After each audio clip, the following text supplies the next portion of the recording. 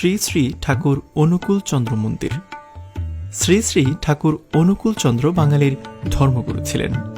ঠাকুর অনুকূল চন্দ্র নামে পরিচিত হলেও তার নাম ছিল মূলত অনুকূল চন্দ্র চক্রবর্তী। তিনি পাবনা জেলার হেমায়েতপুরে জন্মগ্রহণ করেন। তিনি ছিলেন সৎসঙ্গ নামক একটি জনহিতকর সংগঠনের প্রবর্তক। শ্রী শ্রী ঠাকুর অনুকূল চন্দ্র তার পিতামাতার স্মরণে এই মন্দিরটি নির্মাণ করেছিলেন।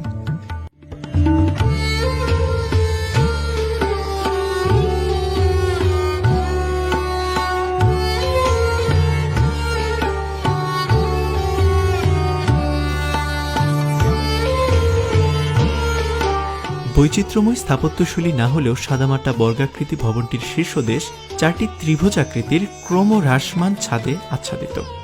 পাশেই ঠাকুর অনুকূল চন্দ্রের পূজার ঘরটি অবস্থিত। এই পূজার ঘরটির গম্বুজ বিশিষ্ট বাঁকানো কার্নিশ এবং গম্বুজের চার কোণের চারটি দৃষ্টিনন্দন শিখর ঘরটিতে একটি বৈচিত্র্যময় বৈশিষ্ট্যের অবতারণা করেছে। এ মন্দিরের ভেতরের কারুকাজ যে কোনো মানুষের দৃষ্টি আকর্ষণ করবে। মন্দিরের ভেতরে শ্রী শ্রী অনুকূল চন্দ্রের পূজা অর্চনা করা হয়। তার পাশেই ঠাকুরের মাতার স্মৃতিফলক রয়েছে। এছাড়াও মন্দিরটিতে রয়েছে বেশ কিছু বাদ্যযন্ত্র।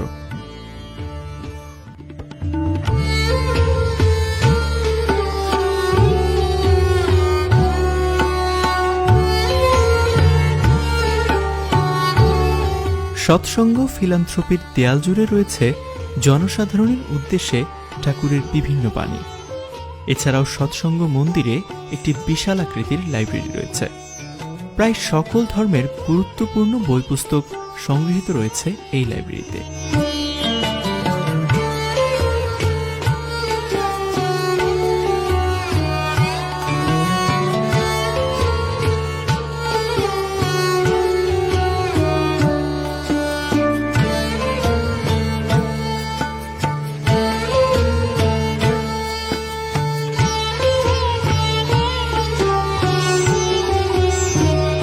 শ্রী শ্রী অনুকূল চন্দ্র ঠাকুরের জন্ম ও মৃত্যুবার্ষিকীকে কেন্দ্র করে বিরাট অনুষ্ঠানের আয়োজন করা হয়।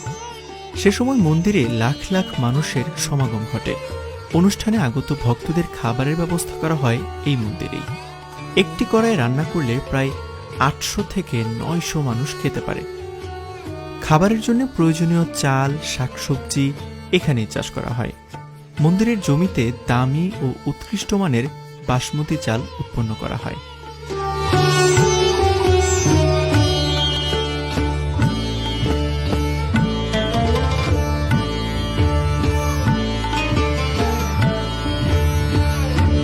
এখানে রয়েছে কর্মী নিবাস, পুরুষোত্তম জননী মনমোহিনী দেবীর আনন্দবাজার এটি।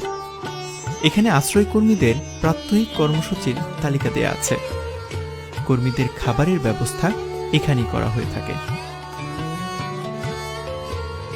মন্দিরটিতে আরও রয়েছে গোশালা। এখানে অনেক গরু পালন করা হয়। গরুর খামার থেকে প্রাপ্ত দুধ আশ্রমের সেবা কাজে ব্যবহার করা হয়। আশ্রমের বিশাল একটি পুকুর কর্মীরা তাদের প্রয়োজনে ব্যবহার করে।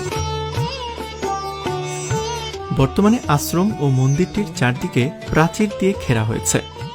মন্দিরের সামনে পাথরের স্মৃতি মন্দির কথাটি খোদাই করে লেখা রয়েছে। অনুকূল চন্দ্র ঠাকুর তার সমস্ত ধন সম্পত্তি মানব কল্যাণে উৎসর্গ করে গিয়েছেন। অন্যান্য ইমারতগুলোর তুলনায় স্মৃতি মন্দিরটি এখনও সংরক্ষিত অবস্থায় রয়েছে।